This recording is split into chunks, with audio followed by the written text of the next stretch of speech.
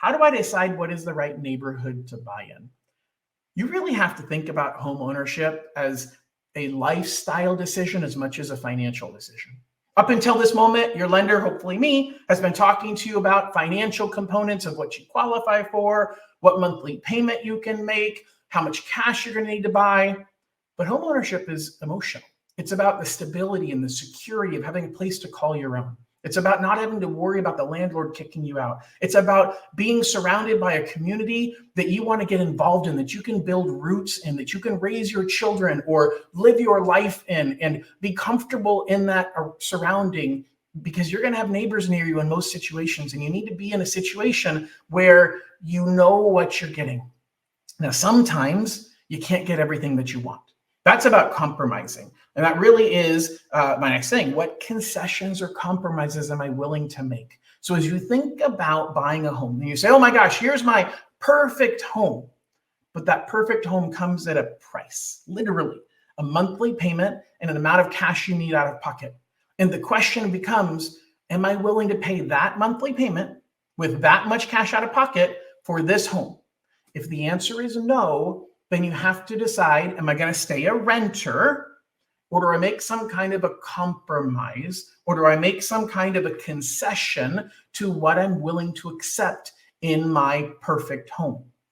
And that really brings to the point that very few people get their perfect home as their first home.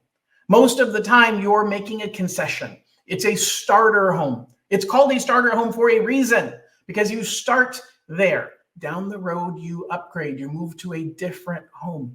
So don't think about it as it's got to be my perfect home. It doesn't have to check all the boxes. Now, if you can find your perfect home that checks all of your boxes, and you're willing to make the monthly payment, and you're willing to bring out in the amount of cash necessary to make those numbers work for you, by all means, do it. Do not compromise, but understand that sometimes that's your only option. If you're otherwise, your only option is to stay as a renter. So do I want to stay as a renter, or do I want to compromise? And guess what? You're compromising in some ways by staying as a renter. There is nothing wrong with being a renter.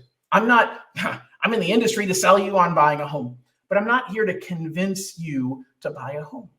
My job is to help educate you and guide you. And so you have to decide, what concessions will I make? Am I willing to drive further away from my current region, my current neighborhood? Distance can make a really big difference. They say the number one thing in real estate is location. You know what the number two thing is? Location. The number three thing? Location. It's location, location, location. You can have the same property that is in the Central Valley that costs significantly less for the same size house, the same lot, everything, as that same house that's on the coast. Why? Location. People want to live on the coast. It's by the water. It's beautiful. It's a lifestyle. The other things you think about with concessions might be, hey, I want to buy a smaller sized home, fewer bedrooms and bathrooms. I'll remodel and upgrade. Maybe I want an older home that is more outdated that I can update and bring to be what I want it to be. So just understand, you can make some changes to the home. What you can't change is the location. So for a lot of people, they say, you know what, I want a great home and I'm willing to drive. And then the drive ends up being a point of what's called buyer's remorse. And you end up really frustrated because I own a great home in a great neighborhood that's an hour drive from my work, and with traffic, it takes an hour and a half each way. So now you're looking at 3 hours every day of a commute. That's 3 less hours you spend with your family. That's 3 less hours you spend with your loved ones, being able to go to the Little League game and being able to see all of the events. And maybe that's good enough for you. And for a lot of people, it is. But you can't move the home. So when you act for the $550,000 home and I'm super excited, let's get going. And then I take a look and I say, well, wait a second, this is a condo. Yeah, I'm super excited. It's got a great pool. It's in a great location. There's a rec center that I can use. My kids love it. It's going to be perfect. Great.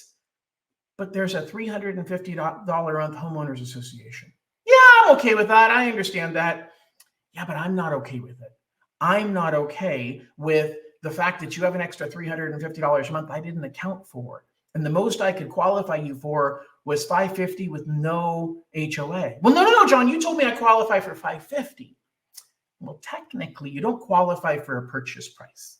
You qualify for a monthly payment. That's the dirty little secret that nobody is really clear about. I try hard to make that clear to my clients. Your pre-approval letter says a purchase price, but the truth is you're not qualified for a purchase price. You're qualified for a monthly payment, because that monthly payment is a percentage of your income, and that's the most we're going to let you spend. And so if you buy a single family residence that's in a gated community, great, but now you have a homeowners association payment that I didn't account for. Maybe you buy a home that's in a high fire danger area that has more fire insurance. Fire insurance is a major issue in California. In Florida, you got major issues with hurricanes, but insurance is becoming a problem. I had a client recently who we were expecting insurance